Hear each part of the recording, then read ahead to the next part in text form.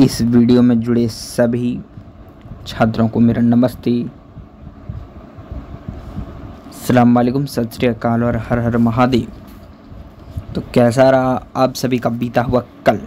वो कल जो बीता वो कैसा बीता? आज के इस वीडियो में हम अंतिम प्रश्न को देखते हुए पार्ट 2 को पूरा कंप्लीट करेंगे, यानी 25 नंबर से 50 नंबर तक, यानी कि टोटल 25 क्विज़ फिर से आज देखेंगे। और ये सब भी बिहार से रिलेटेड प्रश्न उत्तर रहेंगे। आपको तो टाइटल देख करके ही मालूम चल गया होगा और हमको वीडियो बना करके ही मालूम चल गया, वीडियो बनाने से पहले ही। तो चलिए शुरू करते हैं कहानी को, शुरू करते हैं बातों को। 25वां किस शासक के काल में वैशाली में द्वितीय बौद्ध संगति का आयोजन हुआ था? तो हमने पहले भी बताया था, बिना देखे आज भी बता रहा हूँ। काला अशोक, वैसे भी यहाँ पे तो पीपीटी में लिख दिया है काला अशोक, लेकिन हमने नहीं दिखा था। 26वां किस शासक ने नंद वंश के शासक घनानंद को पराजित कर मौर्य वंश की स्थापना की थी? चंद्रगुप्त मौर्य। ये तो क्वेश्चन देखते ही आप लोगों के दिमाग में आ गया होगा। घनानंद वंश की स्थापना को ख़त्म करके, घनानंद को ख़त्म करके, और ये जो क्या नाम है, मौर्य डायनेस्टी की स्थापना की गई थी, चंद्रगुप्त मौर्य ने किया था। इसका सबसे प्रतापी शासक जो है वो ये था, क्या नाम है उनका, अशोक को माना जाता है, जिसको भारत का नेपोलियन भी माना जाता है। नहीं, भारत का नेपोलियन समुद्रगुप्त को माना जाता है। और क्या बताऊं, मुझे नहीं आता। अशोक किसका पुत्र था? बिंबिसार का बेटा था ना। उदयन कौन था, जरा बताइएगा कमेंट में।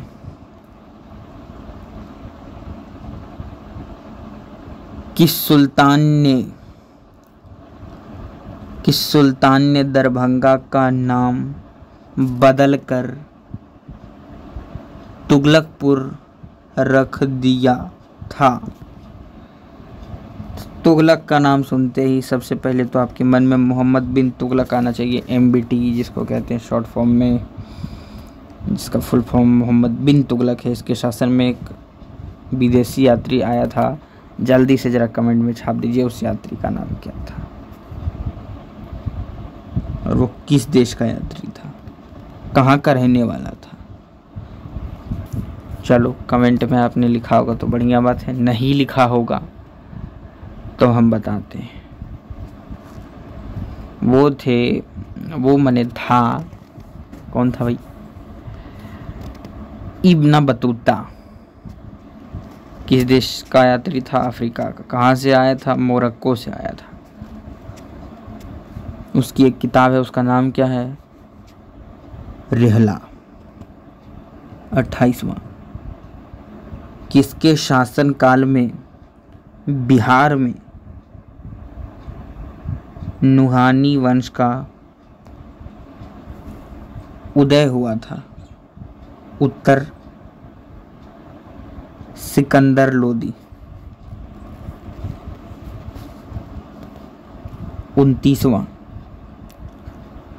क्षेत्रफल की दृष्टि से भारत के राज्यों में बिहार का कौन सा स्थान है? 12वां स्थान है। 30वां गुप्त वंश के किस शासक ने महाराज धीराज की उपाधि धारण की थी? जिसको महाराजाधिराज कहना चाहिए, महाराजाधिराज की उपाधि धारण की थी तो वो थे हमारे एक प्रतापी राजा समुद्रगुप्त।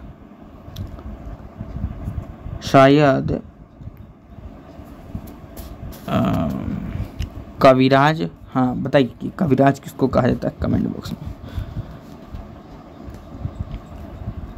गुप्त वंश, गुप्त वंश के किस शासक ने विक्रमादित्य की, इसका नाम सुनते ही आपके मन में आना चाहिए चंद्रगुप्त द्वितीय विक्रमादित्य, चंद्रगुप्त सेकंड विक्रमादित्य, लेकिन जो बोलने में आसान होगा वही आपको याद रखने में भी आसान होगा, इसलिए बोलिए चंद्रगुप्त द्वितीय विक्रमादित्य, चंद्रगुप्त द्वितीय विक्रमादित्य। तो पूछा क्या है, गुप्त वंश, गुप्त वंश के किस शासक ने विक्रमादित्य उपाधि धारण की थी, चंद्रगुप्त द्वितीय विक्रमादित्य।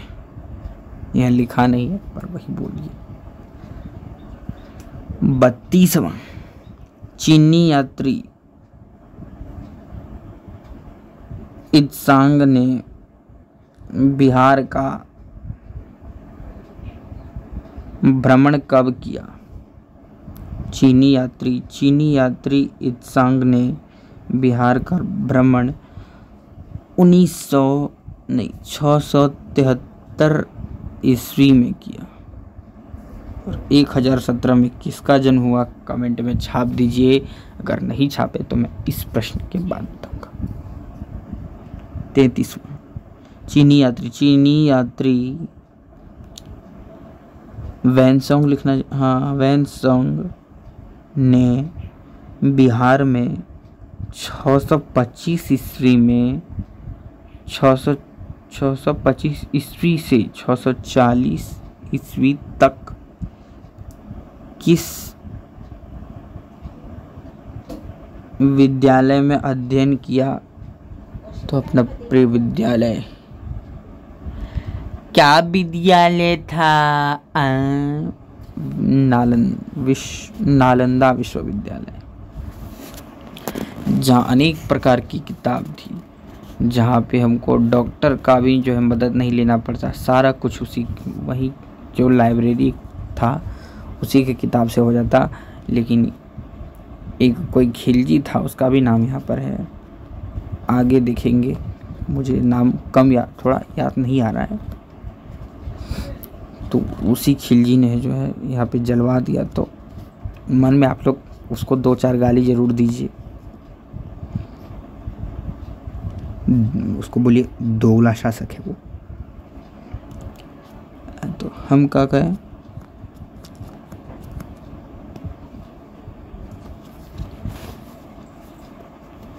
देखिए यही है इसका उत्तर,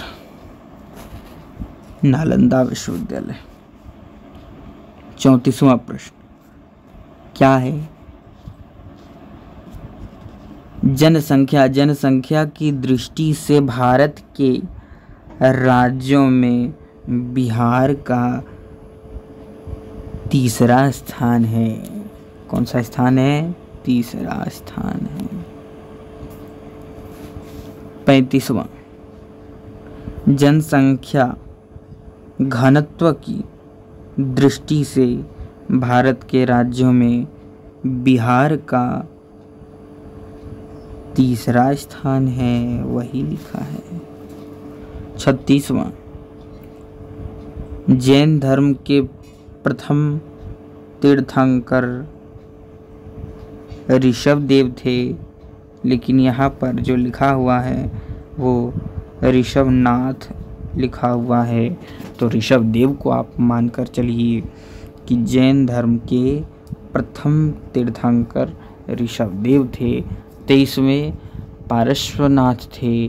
पार्श्वनाथ का एक झारखंड में मंदिर भी है, कौन से पहाड़ी पर है, उसी के नाम पर एक पहाड़ी है पार्श्वनाथ, जो कि झारखंड राज्य के गिरिडीह जिले में है।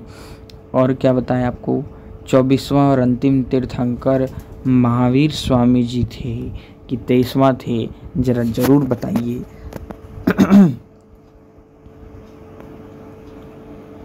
37वां, जैन धर्म के प्रवर्तक भगवान महावीर को निर्माण कहाँ प्राप्त हुआ, यानी उनका अंत जो है वो कहाँ हुआ, वो हुआ था पावापुरी में, और उनका जन्म कुंडलवन में हुआ था, कुंडग्राम में।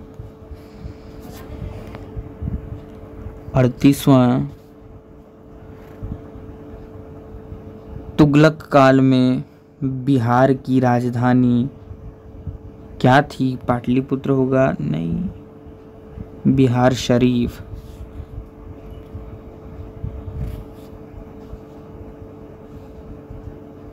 दरिया खां नहानी को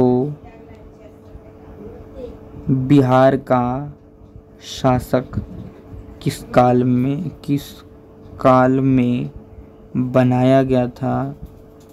तो इसका उत्तर जो है वो 1949 में बनाया गया था, और वो नहीं 1495 में बनाया गया था, और वो 1522 तक राज किए थे।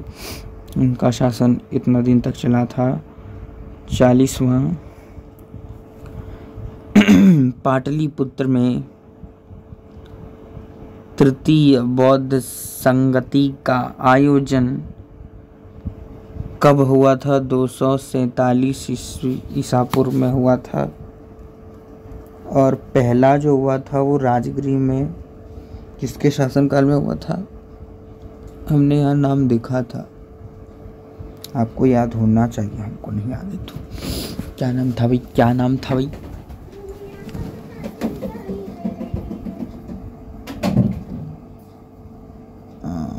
का नाम क्या था?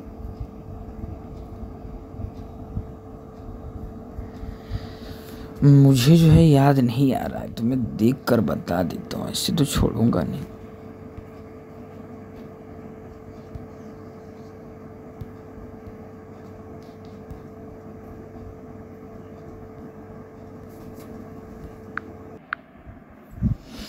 तो वो हो जाएगा अजातशत्रु। देख लिया क्या हमने देखा था? 38वां प्रश्न देख लिया था तुगलक काल में, ये देखा था, हाँ देख लिया था। 39वां 40वां भी देख लिया था। पाटलिपुत्र में, हाँ यही देख रहे थे, और उसी से रिलेटेड प्रश्न जो है मेरे दिमाग में आया था कि पाटलिपुत्र में तृतीय बौद्ध संगति का आयोजन कब हुआ था? 247 ईसा पूर्व में हुआ था। तो कौन सा पूछा है जरा देख लेते हैं, ठीक ना? तो इसमें पाटलिपुत्र में तृतीय बौद्ध संगति का आयोजन हुआ था 247 ईसा पूर्व में। किसके शासनकाल में हुआ था? तो सम्राट अशोक के शासनकाल में। 41वां, पाल वंश के बाद बिहार पर 12वीं सदी में किस वंश के आधिपत्य के प्रमाण मिलते हैं? उत्तर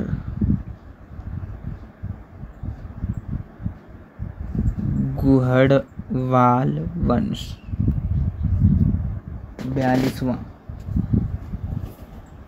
12वीं सदी के प्रथम दशक में किसके राज्यकाल में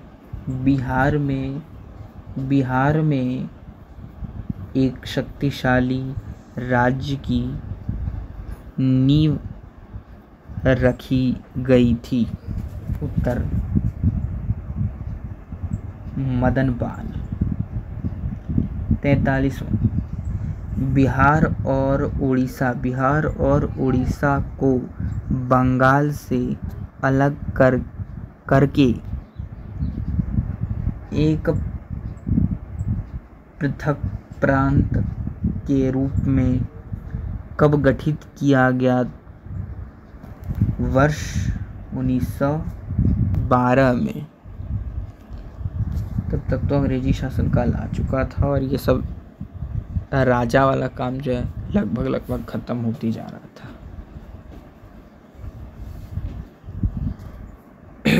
जो टैक्स दे रहे थे, जो कर दे रहे थे, उनके यहाँ से राजा का कारोबार चल रहा था। जो नहीं दे रहे थे उसको अंग्रेज समाप्त कर देता था, उनको अंग्रेज समाप्त कर देता था। रिस्पेक्ट देखिए मेरे किसके प्रति है, किसके प्रति नहीं। बिहार का अभिशाप किस नदी को कहा जाता है? बिहार का शोक कोसी नदी को कहा जाता है। बंगाल का शायद दामोदर नदी को कहा जाता है क्या, देख लीजिएगा। 45वां, बिहार का क्षेत्रफल भारत के कुल क्षेत्रफल का कितना प्रतिशत है? उत्तर 2.86%, यानी पॉइंट। 40वां, बिहार का ग्रांड ट्रक रोड किस राष्ट्रीय राजमार्ग के नाम से जाना जाता है? उत्तर राष्ट्रीय राजमार्ग 2, यानी नेशनल हाईवे 2। अच्छा, इसको किसने बनवाया था? तो शेर शाह सूरी ने जो है इसका निर्माण करवाया था। शेर शाह सूरी, और एक शेर शाह सूरी युद्ध किया था 2 ठो, 1539 में, 1540 में। दोनों को हुमायूं में हराया था।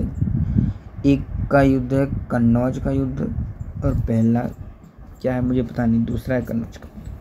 पहला जो है कमेंट में आप लोग जरा लिख दीजिए तो हम याद कर लेंगे। बिहार की प्रथम रेलवे लाइन, कंप्लीट नोट ज़रूर करिएगा, हम तो यही बोलेंगे।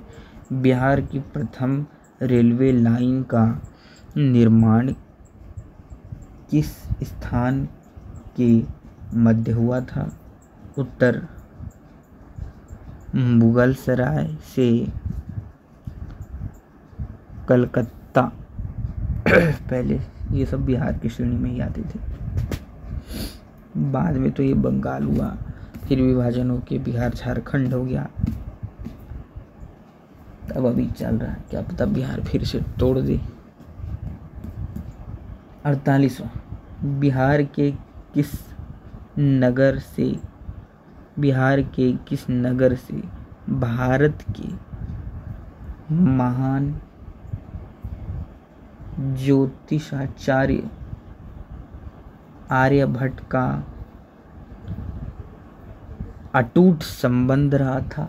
उत्तर पाटलिपुत्र से, जो कि अभी पटना कहा जाता है जिसको। इसका निर्माण उदयन ने करवाया था कि बिंदुसार ने। थोड़ा सा कंफ्यूजन है, इसलिए आप इसका सही उत्तर कमेंट में लिखिए। बिहार के किस भाग को भारत का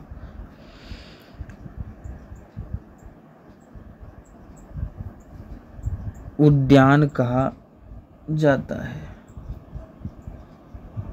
उत्तर गंगा का मैदानी भाग। गंगा निकलती कहाँ से है? गंगोत्री से या भागीरथी से? ये आपके पास 2 प्रश्न हैं, 2 विकल्प हैं, बताइए।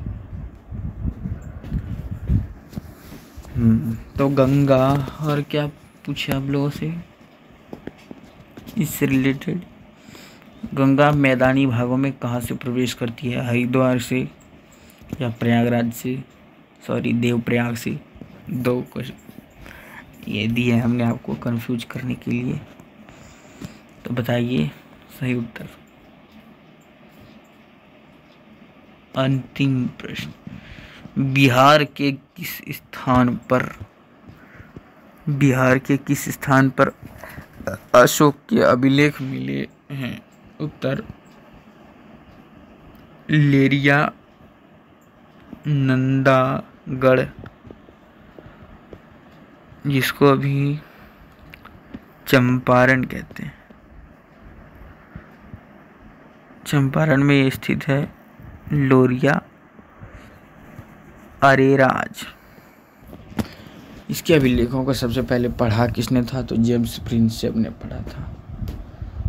ये इम्पोर्टेंट है, याद रखिएगा। मिलते हैं अगली वीडियो में। इसी प्रश्न को शुरू करेंगे फिर से एक बार आपको याद दिलाने के लिए, और इस बार का सफ़र रहेगा 75 तक, 50 से 75 तक। तो तत्काल बाय बाय। इतना जल्दी चैनल को छोड़िएगा नहीं। अब ये आपके हाथ में है कि आप लाइक कर दीजिए, शेयर कर दीजिए, सब्सक्राइब भी कर लीजिए। प्यार आ गया रे, प्यार आ गया, आपका ना दिल धड़काना मेहंदी लगा।